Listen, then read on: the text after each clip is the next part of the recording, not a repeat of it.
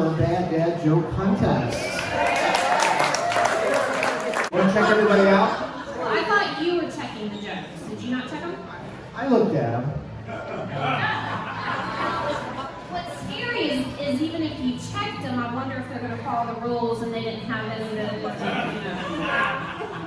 Okay, let me ask you this, Trevor. What is an example of what you had in mind for today?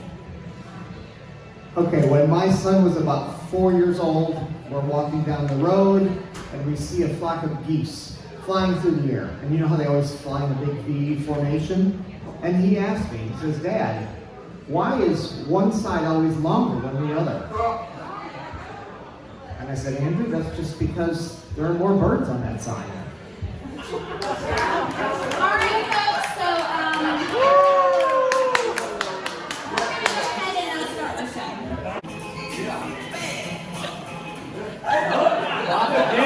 Papa D, everyone. I gotta tell you, he's great.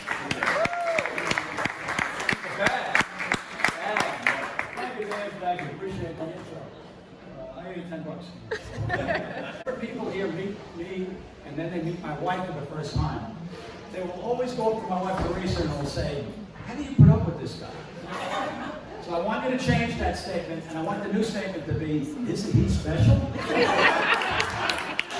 When does a joke become a dad joke? When the punchline is apparent. Two Irish guys walk out of a bar. That's possible. It is possible. What has more letters than the alphabet? The post office. Which segues into how we drove Mandy, the postal girl, out of her job. She retired at age 29 with PTSD because of the people here who would jump into the mailing line. There's all sorts of things with the lightning rod. I love that. When the house burned down, somebody's house burned down. I won't mention who, I won't point out him, but somebody's house burned down here, and right away there's a run on lightning rods for your house for $4,000. And if you act now, you can probably get one for $3,500. Finish your minute. Small issues, I'm going to get you. I come from a family of magicians. I now have 2 half-sisters.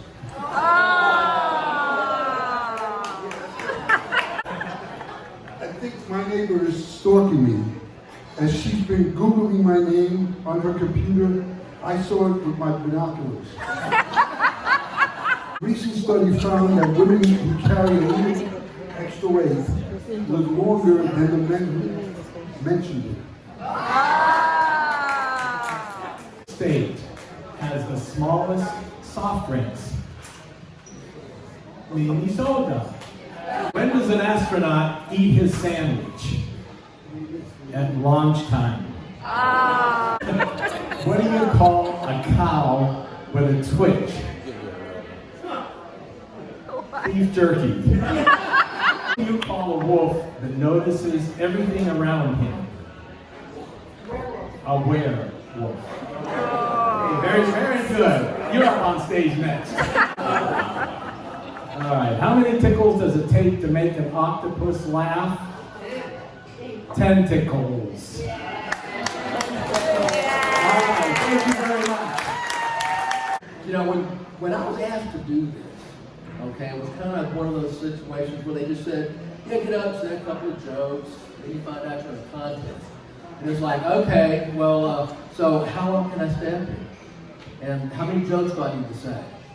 And they said, you know, you can stay up there as long as you like. So, you know.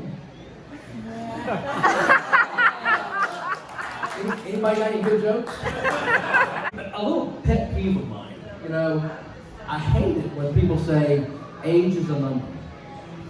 It's clearly a word.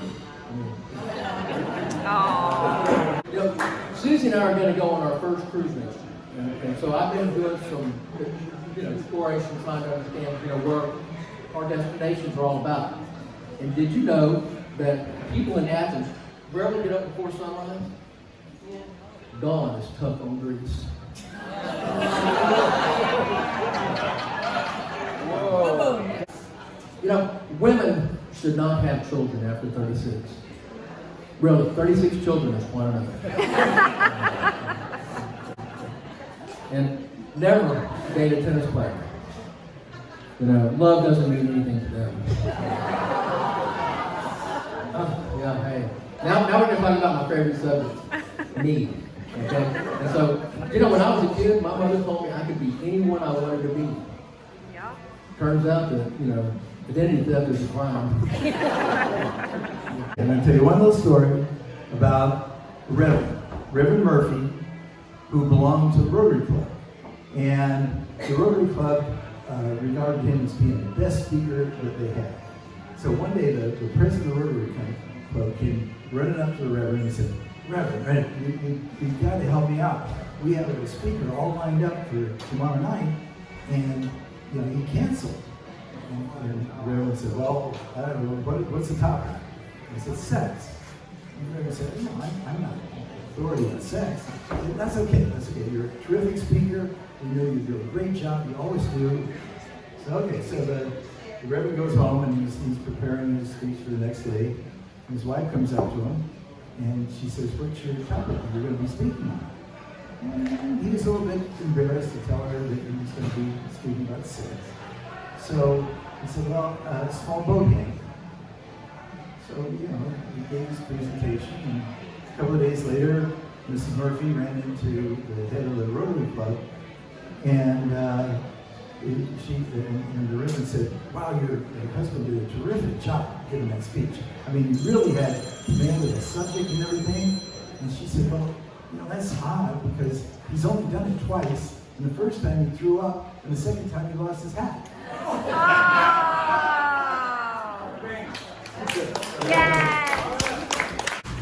Wow, that was amazing. I don't know how in the world we're gonna pick a winner, but so does anyone else feel inspired to come up here and tell a joke that wasn't registered to do so? Anybody feel inspired? All right, this is your final chance. Open mic. Okay. All right, Trevor. So how are we gonna pick a winner? What do we do? I think they're all winners.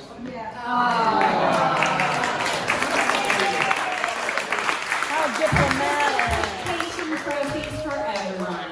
No, seriously. Oh, we've got some great ideas up here of what to do, maybe. Exactly. Free dinner at the Foundry on Monday. So we do have prizes for each one of you. If you could come by on Wednesday to pick those up, because I think Dan ordered them, so they should be here by Wednesday. So thank you guys for entertaining us today. Happy Father's Day to everybody. And we have found a new thing to do. We're going to do this. Awesome. All right, guys, thank you for coming. Great job. Next year.